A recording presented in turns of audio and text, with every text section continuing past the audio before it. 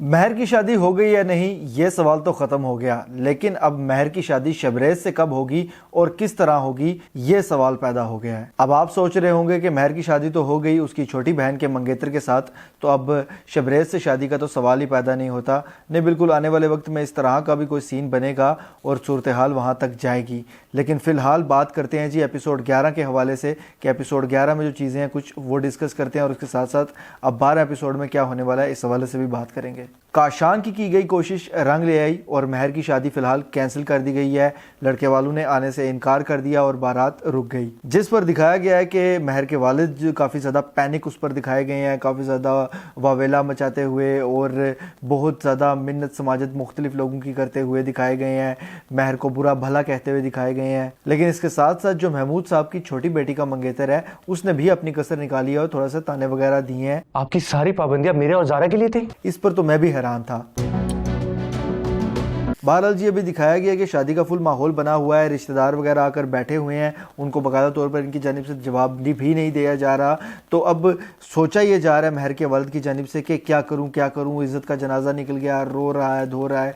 और यही सोचते सोचते एकदम उसकी नज़र पड़ती है एक बकरे पर, महर की छोटी बहन के मंगेतर यानी कि उस्मान पर। अब महर का वालिद वहाँ पर करता है उनकी मिन्नत समाजत और उनको शादी करने के लिए कहता है अपनी बेटी से। सबसे पहले तो मैं यहाँ पर यह कहूँगा कि ये सबसे बड़ी नाइंसाफ़ी वाली बात की है उसने, क्योंकि एक रिश्ता पहले जोड़ दिया था अपनी छोटी बेटी के साथ एक शख्स का उसने, और उसके बाद अचानक से रिश्ता तोड़ने की बात की और उसी का रिश्ता बड़ी बेटी से करने की बात की, जो कि बहुत बड़ी नाइंसाफ़ी है उसकी तरफ से।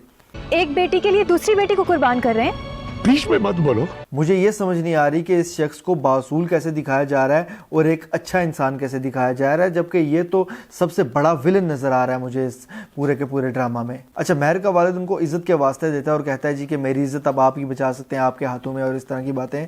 वैसे मैं इस कॉन्सेप्ट से बड़ा सख्त हैरान हूँ कि ये इंडियन मूवीज़ वाला कॉन्सेप्ट यहाँ पर कैसे आ गया है। इंडियन फिल्मों में तो दिखाया जाता है कि जी बारात आई और वापस जाने लगी तो लड़की के जो वालिद है उसने उतार कर अपनी पगड़ी लड़के वालों के पैरों में रख दीजिए कि मेरी इज्जत रोंद कर मत जाइएगा, और इस तरह की बातें उसने की। और अगर चला जाता है, वहाँ से बारात चली जाती है, तो वहीं से शादी में ही कोई आया हुआ शख्स उठकर खड़ा होता है और कहता है जी मैं आपकी इज्जत बचाऊंगा, और शादी के लिए हाथ आगे बढ़ाता है और शादी कर लेता है। इससे पहले खुमार ड्रामा में भी इसी तरह का सीन किया गया और इस ड्रामा में भी एक इसी तरह का सीन बनाया गया है। मुझे ये समझ नहीं आती कि इस तरह होने से इज्जत खोई हुई लौट कर कैसे आती है, क्योंकि लोगों को तो पता चल गया जी कि इस लड़की की बारात वापस हो चुकी है और अब दूसरी जगह पे इसकी शादी की जा रही है, तो फिर इज्जत कैसे लौट कर आई, ये मेरी समझ से बाहर है। मैं बिल्कुल इस कॉन्सेप्ट से हैरान और परेशान हूँ। उस्मान नहीं करना चाहता शादी, लेकिन उसके बावजूद जब उसकी वालिदा उसको समझाती हैं, हमारा मकसद तो सिर्फ दौलत हासिल करना है, ज़ारा ना सही महर सही। दौलत से गर्ज है। एक तरफ तो उस शख्स को यानी कि महर के वालिद को एक गरीब शख्स और एक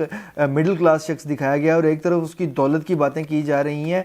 उसकी कौन सी दौलत और उसकी दौलत से क्या गर्ज किसी को, उसके पास क्या दौलत है, मुझे समझ नहीं है अभी तक कि उसके पास ऐसा कौन सा खजाना है कानून का जिसके लिए वो कुछ भी करने को तैयार है, या कोई भी दाग अगर लड़की पर लगा हुआ है उनके मुताबिक तो वो लाने को तैयार है, एहसान करके इसे कि सिर्फ दौलत मिल जाए। कौन सी दौलत, मेरी अभी तक समझ से बाहर है। या तो महर की ये शादी टिकने नहीं वाली, और या हो सकता है कि काशान फिर से कोई तीली लगाए या कोई फिर से ऐसी हरकत करे जिससे ये शादी इसकी टूट जाए या ये लड़का ही रास्ते से हट जाए, क्योंकि काशान अभी पूरे तरीके से रास्ते से हटा नहीं है। तो अब मुझे ये लगता है कि फिर से शायद कोई स्कीम चलाए और निकाह तोड़वाने की कोशिश करे या उस लड़के को रास्ते से हटाने की कोशिश करे। और वैसे भी अगर वो निकाह तोड़वाने की कोशिश ना भी करे तो ये लोग इतने लालची दिखाए गए हैं कि अगर इनकी डिमांड के मुताबिक इनको पैसे ना मिले तो ये महर को छोड़ ही देंगे वैसे भी। बालाजी, इसके बाद आते हैं शबरेज के पॉइंट पर। शबरेज आईसीयू में पहुंच चुका था एक्सीडेंट के बाद, और ये दिखाया गया है कि शबरेज अब कोमा में है और कब उसने होश में आना है इस चीज़ का कोई पता नहीं है, जबकि नेक्स्ट एपिसोड के टीजर में दिखा दिया गया है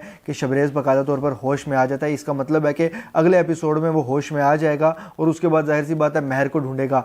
एक तरफ हो सकता है कि वो महर को ढूंढे या सिर्फ महर का नाम ही पुकार रहा हो, बाकी मेमोरीज उसके दिमाग से जा चुकी हों महर की, क्योंकि जाहिर सी बात है सर पे चोट आई है और फिलहाल वो हो सकता है कि महर को भूल जाए, सिर्फ उसको नाम महर का याद हो, लेकिन बाकी क्या किस्सा है वो शायद भूल जाए। एक सीन में आपको दिखा देता हूँ। इस सीन में दिखाया गया है कि महर बाकायदा तौर पर उस लड़के के साथ बाइक पर बैठी है अपने खामद के साथ और शबरेज उसको देखता है। अब ये सीन मुझे थोड़ा सा खटका है कि शबरेज सामने आता है, उसके बाद कुछ रिएक्ट नहीं करता, और अगर रिएक्ट नहीं किया तो इसका मतलब तो यही है कि वो उसकी फिलहाल याददाश्त खो चुकी है। बहरहाल जी, ये कॉन्सेप्ट भी इंडियन मूवीज और इंडियन ड्रामों का है, हमारे पाकिस्तानी मूवीज और ड्रामास में भी बड़ा दबा के अब यूज किया जा रहा है। फिलहाल अगर इस एपिसोड की मैं बात करूं तो मजेदार एपिसोड था, बहुत ज्यादा एंगेजिंग था पिछले एपिसोड्स की तरह ये भी, और मुझे अच्छा लगा है। बाकायदा तौर पर ऐसा नहीं लगा कि आपका टाइम जाया हुआ है ये देखकर, बल्कि मजा आया है। ऐसा लगा कि ये एपिसोड जल्दी खत्म हो गया, अभी और चलना चाहिए था। इसके बावजूद कि जितना हमने देखा है उसने हमें